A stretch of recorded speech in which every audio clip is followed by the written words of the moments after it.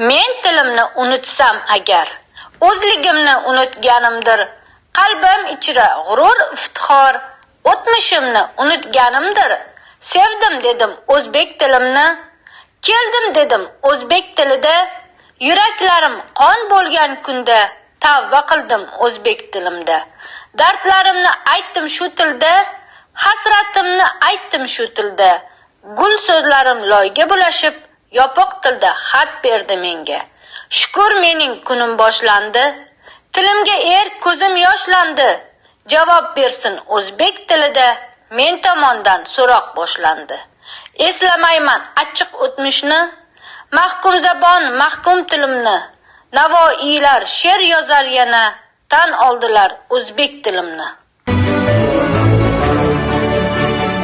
Har birimiz davlat tiliga bo'lgan e'tiborni mustaqillikka bo'lgan e'tibor deb, davlat tiliga ehtirom va sadoqatni ona vatanga ehtirom va sadoqat deb bilishimiz, shunday qarashni hayotimiz qoidasiga aylantirishimiz zarur.